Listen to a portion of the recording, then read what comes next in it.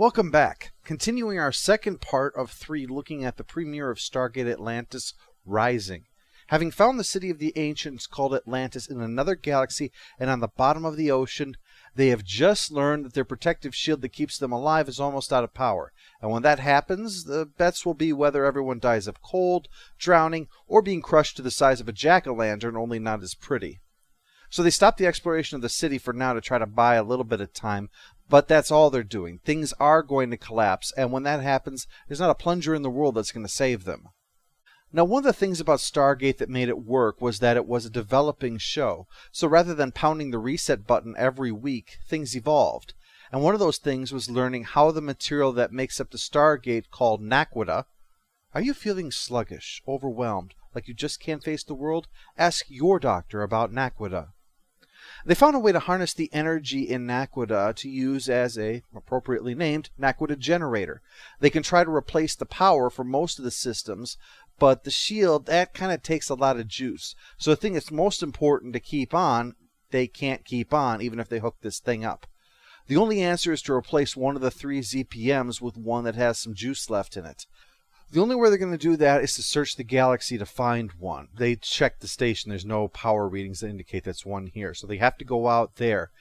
And there's not enough power to try to go back home and just play it safe. But it does seem that the ancients had one up on us humans. They replaced the iris with a force field over the gate that keeps out unwanted visitors. Using power, using power, using power. Yeah, show don't tell is good for storytellers. Not so good for people facing Waterworld. So Colonel Sumner will take out a team to look for a ZPM, or at the very least a safe place to stay until they can find one, and she sends Major Shepard along since he's got that special gene in case they run into some obstacles. For the moment, though, it just seems like your standard trip to Planet Canada, where they scare the shit out of a couple of local kids who are out playing. Lucky we have the wisdom of Major Shepard to fall back on in this first contact situation. Holding. I don't know what that means. It's his name. I knew that. I was just... Shut up. He takes them to his village to meet with their leader, Taylor, but on the way Major Shepard bonds with the kids a little, showing off his night vision goggles, and in return learns that the freaky mask the kid's wearing is something called a wraith. I think it's connected to that incredibly powerful force that drove off beings that spend their afternoons making it so you can walk between galaxies if you're bored? Nah, probably not. Anyway, here's Taylor. She's naturally cautious, but after some of Major Shepard's babbling nonsense, she invites them to a morning tea to get to know each other. But Colonel Sumner's more interested in the old city that they've spotted. It could be a shelter, if they need to abandon Atlantis, or even better, it could have a ZPM. But the locals are worried that that will attract the attention of the Wraith, so the natural question is, who are the Wraith?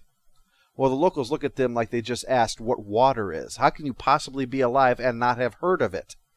They're also a bit worried that messing with the city might draw the attention of the Wraith, but Taylor seems willing to challenge the old ways, so she doesn't stand in their way when they want to do it, even if Sumner's being a bit of a dick. He's not overt about it, but she can tell that he doesn't respect her. Whether it's as a woman or as, well, someone technologically primitive, that's open to debate. She seems to warm up to Major Shepard, though, and soon wants to show him something special. No, not like that. There's some smoldering sexual tension, but this is about finding something important for the mission, not something important for his Captain Kirk status. Back in Atlantis, Dr. Weir gets the great news that this city, which has stood the test of time, is now going to be destroyed forever because of them. Which sucks.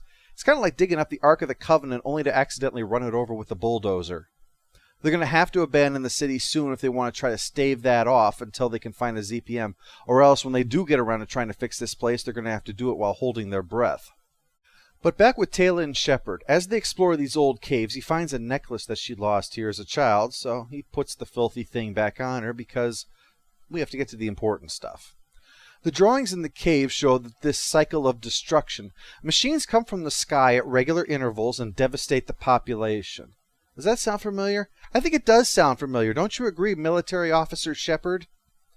The Wraiths still show up from time to time in between these cycles. That's why people still fear them. But don't worry, it should be a while before the next cycle takes place, so we're pretty good. Plus, Taylor and some of her people can sense the coming of the Wraith. Although when you see these guys, you might think they just have a good sense of smell because, woof. But what they lack in personal hygiene, they make up for in their ability to make an entrance. Sumner may be lacking in the charm department, but when he sees them, he does his best to protect the civilian locals, who are getting sucked up by the ships with little energy beams. But things get worse when they start seeing ghosts flitting about. And me without my proton pack.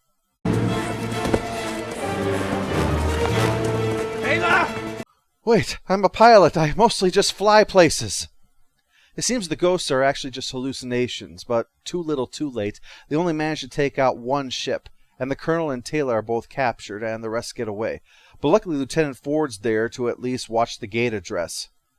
This is starting to seem a lot like Children of the Gods, actually. Forelli did the same thing there. And they shot down an alien ship with a rocket launcher.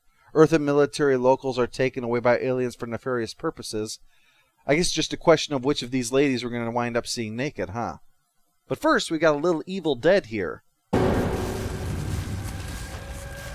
I'll swallow your soul! Major Shepard shoots it because, well, what else are you supposed to do to stop a disembodied hand, huh? It stops moving because I guess he must have hit a vital spot. Back in Atlantis, Weir is having a hard time taking the bad news, but one person who knows how to deliver it is Rodney McKay. He has a knack for spotting and reporting precisely how fucked you are. But just as they're prepared to evacuate to wherever the team is at, the team dials in. Oh, maybe they have good news. Step in, folks.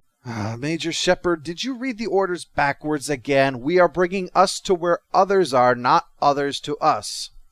Well, in the face of this, the city finally says, that's it, I've had it, and just heads for the surface. The episode is called Rising, after all, not Drowned Horribly. Although Noah wasn't called Drowned Horribly either, so I guess that doesn't prove anything. So there's the money shot, Atlantis emerging into the daylight for the first time in thousands of years. Nice day for it, too. Would have sucked to have been all gloomy and drizzly out. Would have really taken away from the moment. Of course, now that we've had the good news, it's time for people to argue over who pays the reality check. With no shield, they're going to be an easy target for anyone that comes looking for Atlantis. The symbols Lieutenant Ford recalled form 720 combinations, so it'll take a while to figure out which is the right one. And oh yes, we have filled the place with refugees. Now Major Shepard wants to put together a rescue team to save those that were taken by the Wraith. You don't leave people in the hands of the enemy. And the fact that we are having this conversation in private lets me know that you know damn well that it's wrong. And it will totally undermine your leadership. Well, while he's waving his dick around with the high moral principles, Weir hits him back with the reality of the situation. He's talking about raiding a power that forced the ancients, the guys who can't take a dump without warping the fabric of reality with their awesome might, into abandoning their flying fucking city and fleeing the galaxy forever.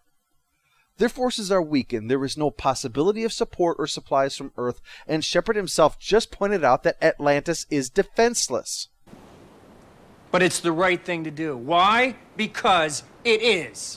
This is a difficult situation. Leaving someone in the hands of the enemy is terrible, no doubt about it. It's especially relevant, given the recent real-world controversy over the prisoner exchange. The thing about leadership, though, is that you have to see the big picture and see sometimes the right thing doesn't agree with what the necessary thing is. Because take a look at this situation. You're talking about going against an enemy you know nothing about, save the fact that in a war with the ancients, they won. If you attack them, you increase the likelihood that they will be aware that you are in Atlantis. Atlantis is completely undefended at this moment, which means if they show up, this entire team is going to be annihilated, as well as all those refugees that you just rescued.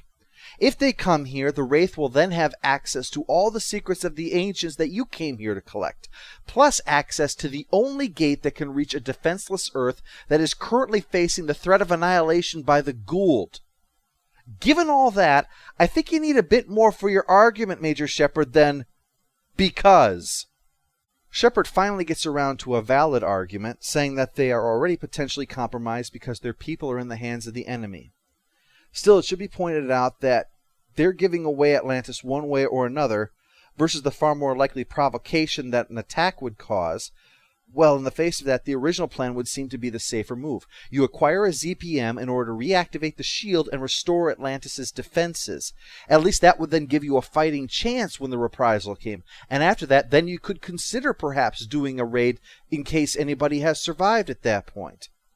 Also, Well, Shepard's record of snap decisions has been kind of shit, haven't they? Defying orders in Afghanistan accomplished nothing, and it's possible that one of these people that he has brought here were the ones that tipped off the Wraith directly or indirectly in the first place. There's a reason going off half-cocked has a negative connotation to it. Of course, this is also a TV show, so you know in the end there's going to be the rescue, right? So tune in tomorrow for the conclusion of our look at Rising.